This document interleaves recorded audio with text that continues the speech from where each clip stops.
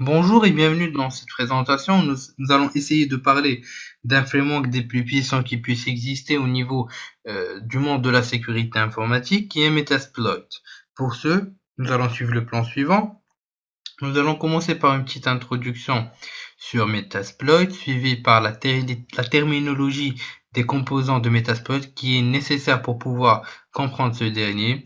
Nous allons ensuite parler des interfaces de ce dernier, ainsi que les utilitaires dont dispose Metasploit, sachant que le système modulaire de Metasploit reste le point le plus fort, la puissance de ce dernier. Nous allons finir par l'exploitation de vulnérabilité grâce à Metasploit, mais au niveau de la terminologie et des interfaces, nous allons pouvoir découvrir les options au fur et à mesure au niveau pratique aussi pour cette présentation. Le framework Metasploit est un projet d'une incroyable volatilité qui subit des mises à jour quotidiennes, donc qui est toujours à jour vis-à-vis le monde et la nouveauté concernant les exploits qui sont en train de se développer de plus en plus. Metasploit dispose aussi d'une infrastructure de développement pour les exploits qu'on va pouvoir découvrir dans la formation avancée sur la sécurité, où vous pourrez développer vous-même vos exploits sous Metasploit. C'est une infrastructure nécessaire pour automatiser les tâches mondaines ou complexes. Il était écrit au début en Perl, mais ensuite en Ruby, ce qui a laissé ce Metasploit, donc ce framework, d'une extrême puissance et d'une extrême rapidité. Il est indispensable pour tout pentester qui se respecte. Il est aussi très puissant, mais aussi incontournable pour faciliter les tâches d'audit, etc. Il vous permettra aussi de développer vos propres exploits, comme on l'a cité il y a quelques secondes, et il dispose aussi d'une API très riche. La première chose concernant la terminologie, c'est qu'il faut savoir ce que c'est qu'un exploit. Un exploit est le moyen par lequel un attaquant profite d'un défaut dans un système, une application ou un service pour pouvoir s'introduire et faire en sorte que le système produise bien sûr un comportement inattendu, tel que le dépassement de tampons, autrement dit buffer overflow, qu'on va pouvoir découvrir dans le chapitre des failles applicatives, les vulnérabilités web, les erreurs de configuration, etc. La première des choses qu'on va pouvoir faire au niveau pratique, c'est d'accéder à Metasploit. Vous pouvez y accéder depuis l'onglet à gauche, accéder via l'onglet application dans la zone outils d'exploitation, ou encore taper MSF console au niveau de notre terminal. Dans notre cas, on choisira l'onglet à gauche. Metasploit prend toujours quelques secondes pour le chargement des composants depuis la base de données. Une fois Metasploit chargé, vous pourrez remarquer l'interface de ce dernier. On a parlé d'exploits, ce que vous remarquerez ici, les exploits présents au niveau de Metasploit, qui sont 1467, on est au niveau de la dernière version qui est sortie à ce jour, qui est la version 4. Pour pouvoir visualiser les exploits présents au sein de Metasploit, vous pouvez choisir l'option Show Exploits. Et vous aurez la panoplie des exploits qui existent au sein de la base de données Metasploit, avec bien sûr une petite description de chaque exploit. Vous verrez le résultat qui est le suivant. En ayant le nom de l'exploit dans cet exemple, la date de sortie, la gravité et la version qui est affectée, ainsi que le type d'exploitation tel que Buffer Overflow, Unicode Stack, Buffer Overflow, etc. Vous pouvez aussi faire des recherches sur des exploits précis en tapant la commande search. Ensuite, on prendra l'exemple de VNC si on veut chercher tout ce qui est exploit utilisant VNC en tapant search VNC ou encore search le nom du service, de l'application que vous voulez rechercher. Donc on a directement tout ce qui est en relation avec VNC. Vous pouvez aussi faire une recherche directement au sein du site de Metasploit pour les exploits présents en allant vers metasploit.com, ensuite en choisissant l'onglet Exploits.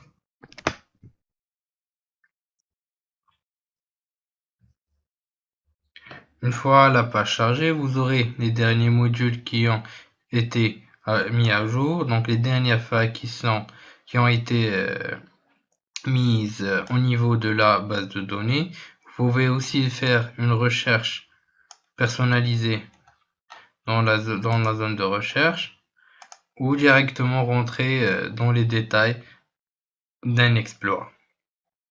Vous pourrez ensuite visualiser tous les détails concernant ce dernier et aussi une option qui est très intéressante qui est l'exploitation de ces exploits au niveau de Metasploit en ligne de commande. Maintenant qu'on a pu découvrir la définition de ce que c'est qu'un exploit, passons à la définition d'un payload. Un payload est un code que nous voulons faire exécuter par le système et qui sera délivré par un framework. On a l'exemple d'un reverse shell qui est un payload créant une connexion depuis une cible vers l'attaquant ou encore des commandes à exécuter. Ce payload est choisi après avoir choisi un exploit, sachant que chaque exploit peut avoir des payloads qui lui sont spéciaux.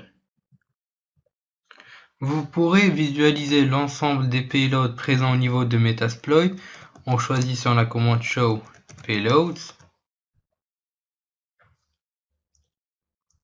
Vous aurez l'ensemble des payloads présents au sein de Metasploit, ainsi leur nom, ainsi que des informations concernant ces payloads. Vous pouvez aussi voir les payloads disponibles par exploit. Une fois que vous aurez choisi l'exploit à exécuter, vous choisirez la commande use, ensuite le nom de l'exploit que vous copierez depuis la sortie que vous choisirez, soit en mode show exploits ou l'exploit que vous rechercherez. Vous sélectionnerez donc le chemin de l'exploit, vous le collerez et automatiquement vous aurez les informations concernant cet exploit. Sachant qu'un exploit possède des payloads,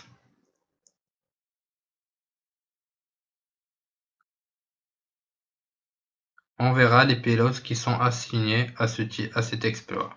Donc c'est parfait, on en a assez pour les exploiter. Il y a quelques exploits qui ne possèdent pas beaucoup de payloads, mais seulement quelques-uns, sachant que chaque exploit possède des options qui lui sont propres, telles que le numéro, le port, l'adresse IP de la machine qu'on veut attaquer, le port, si on a une utilisation de SSL, etc. Ce qu'on verra dans le lab, dans la fin de la présentation pour l'exploitation. Concernant le shellcode, un shellcode est une suite d'instructions utilisées par un payload lors de l'exploitation. Généralement, c'est fait en langage assembleur. On a l'exemple d'une invite de commande système qui est exécutée par une série d'instructions. Nous aurons la chance de découvrir en détail et avoir une introduction complète sur les shellcodes dans le chapitre des vulnérabilités applicatives. Concernant les modules, un module est une part de logiciel qui peut être utilisé par le framework Metasploit. Un module d'exploit, qui est aussi appelé un composant pour l'attaque. Un module auxiliaire pourra donc être utilisé ou encore requis lors d'une attaque. On a l'exemple d'un scan, énumération OS, etc. Rappelons que la force principale de Metasploit est l'utilisation de ce système modulaire. Vous pourrez visualiser l'ensemble des modules que Metasploit possède en choisissant l'option Show Auxiliary. Cela prend toujours quelques secondes pour se connecter à la base de données et récupérer tout ce qu'on a comme information sur les modules au niveau de Metasploit. Une fois le chargement terminé, vous pourrez visualiser l'ensemble de ce qu'on a comme modules, tels que les modules de scan, etc. Vous pourrez aussi accéder à ces modules d'une autre façon en ouvrant une autre invite commande,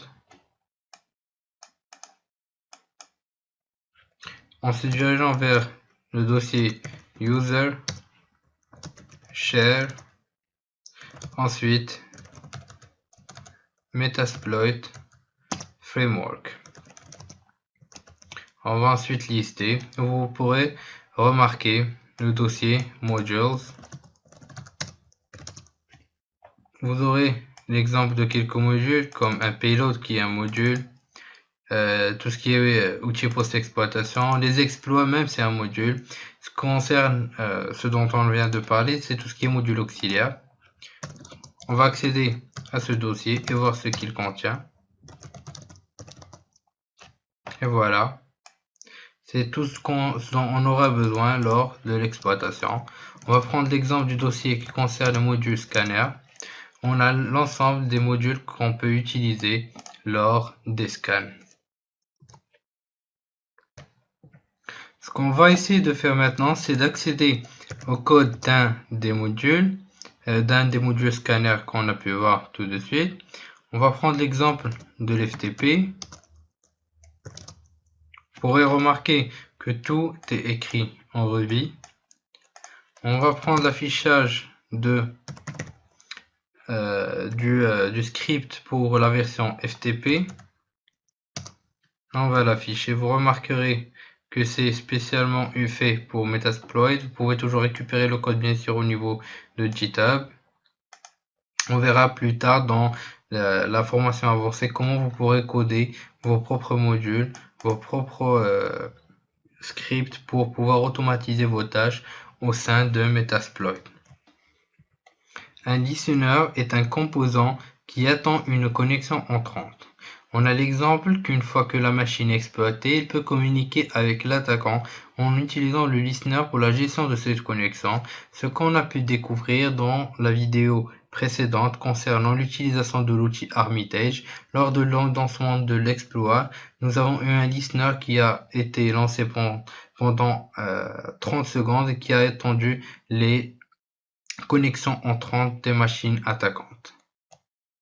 MSF Console est la plus populaire et flexible mais aussi complète de tout le framework Metasploit. Elle est pratique mais aussi all-in-one. Elle permet de lancer un exploit, charger un module auxiliaire, faire une énumération et effectuer un autopon, etc. comme on a pu le voir en utilisant cette interface depuis le début de la présentation. On a aussi une interface MSFICLI qui est orientée scripting, qui permet de lancer l'exploit et les modules auxiliaires. C'est un outil parfait pour vos tests, mais juste quand vous savez de quel exploit et options vous en aurez besoin, c'est une sorte de mini langage de scripting orienté Metasploit. Concernant Armitage, nous avons pu le découvrir dans la vidéo précédente, qui est, encore une fois, rappelons-le, une interface utilisateur entièrement graphique et interactive, développé par Raphaël Madge, qui est vraiment très impressionnante, riche en fonctionnalités, mais aussi disponible gratuitement. Il est préférable d'apprendre le framework Metasploit d'abord, les composants, l'exploitation, et ensuite penser à l'utilisation de l'interface, puisqu'elle devient beaucoup plus utile et vous fait gagner du temps. Quand vous comprenez la chose, le BABA, le fonctionnement, le background de l'application, cela devient très facile et utile à utiliser surtout. Concernant le composant MSF Payload, c'est le composant qui permet de générer les shellcodes, des exécutables et composants hors framework. MSF Encode est une fois le shellcode généré par MSF Payload, qu'on vient de voir dans le slide précédent. Il contient plusieurs caractères qui signifient la fin de chaîne, ce qui fait que une fois ce shellcode qui a été généré, rappelons encore une fois par MSF Payload, il peut contenir des caractères qui peuvent signifier des fins de chaîne. Donc le code ne va pas s'exécuter proprement. C'est un payload non fonctionnel comme on l'appelle et il peut être détecté par des IDS ou encore des antivirus. MSF Encode a pour rôle d'éviter ces caractères en encodant le payload. Ceci concerne les composants principaux internes de Metasploit. Lors de la dernière version, la 4, mais aussi au niveau de la 3, on a la disposition d'un utilitaire qui est MSF Venom qui va nous rassembler l'outil MSF Payload ainsi que l'outil MSF Encode en même temps. Mais avant d'utiliser cet utilitaire, il faut comprendre le BABA pour pouvoir l'exploiter à bien. Ou enfin, on a le NASM Shell qui permet d'analyser le code en langage assembleur et récupérer des codes d'opération, des opcodes, autrement dit, pour une instruction assembleur. Pour utiliser un ASM, et qui va nous être beaucoup utile dans tout ce qui est faille applicative, on va se diriger encore une fois dans le répertoire User Share Metasploit Framework. On va lister pour voir la présence d'un dossier Tools et y accéder. Ensuite, on va remarquer la présence de notre outil NASM shell.rb pour .ruby ou enfin on va l'exploiter pour pouvoir récupérer l'opcode d'une instruction. On attend le lancement du script. On va prendre l'exemple de l'instruction jump ESP. Donc notre outil NASM nous spécifie que pour l'instruction jump ESP, l'opcode est FFE4. Maintenant qu'on a pu découvrir les composants de Metasploit, passons à la pratique. On va essayer d'exploiter tout ce qu'on a vu pour accéder à une machine et exploiter un shell sur cette dernière. La première des choses qu'on va faire, c'est qu'on va pouvoir utiliser un module Metasploit qui est DBNmap, qui va nous permettre de charger directement les résultats de Nmap au niveau de la base de données Metasploit. Les commandes restent les mêmes. On tape ensuite le -sv pour récupérer la version des services qui tournent. Ensuite l'adresse IP de notre machine cible.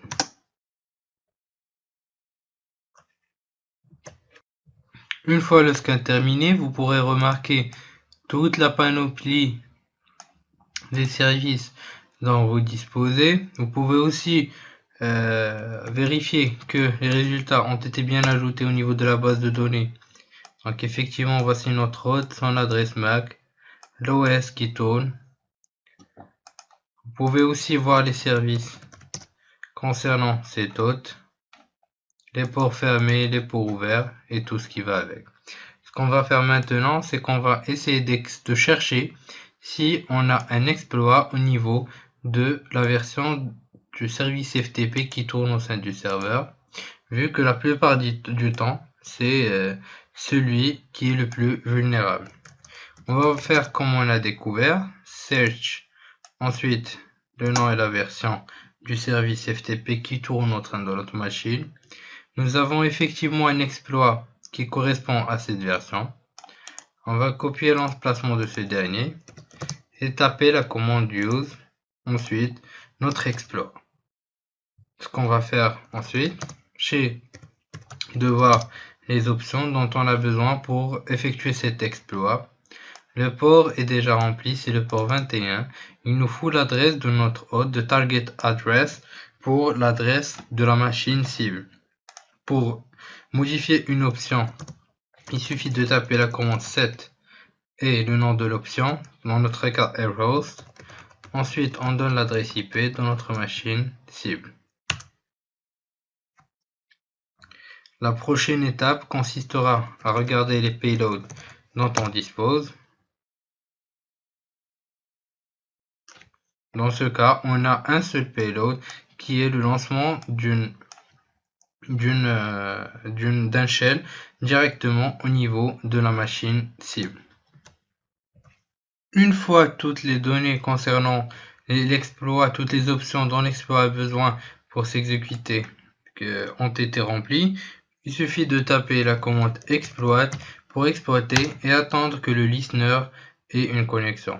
Dans notre cas, cela s'est fait parfaitement bien. On a eu l'accès à un shell au niveau de notre machine cible. Pour vérifier cela, on va taper la commande ifconfig et voilà. Vous pourrez maintenant uploader des fichiers, ajouter des utilisateurs au niveau de la machine, modifier des règles iptables, mais aussi accéder à tout ce qui est fichier etc passe WD en tapant cat vi autre commande. Le dossier etc password, etc shadow, excusez-moi. Vous pourrez supprimer tous les fichiers concernant tous les fichiers qu'utilise la machine pour booter, par exemple les fichiers bin, récupérer les fichiers de l'utilisateur, alterner l'image, accéder à des dossiers sensibles, etc. Les possibilités sont infinies. Pendant cette vidéo, nous avons pu découvrir la puissance, la simplicité, mais aussi les perspectives qu'offre le framework Metasploit, qui reste un framework qui est ultra puissant. Nous avons aussi pu découvrir les composants de ce dernier, la terminologie pour pouvoir comprendre ce qu'on est en train d'utiliser. Maintenant que vous avez compris tous les composants de ce dernier, vous pouvez utiliser Armitage d'une façon plus optimale. On a aussi pu découvrir l'utilisation de Metasploit pour l'exploitation, la recherche d'exploits, l'utilisation de modules tels que le module de scan de Enma pour récupérer directement, pour récupérer automatiquement tout ce qui concerne les données, les informations hautes au niveau de la base de données Metasploit pour pouvoir exploiter ces informations plus tard. Je vous dis merci pour votre suivi et à la prochaine vidéo.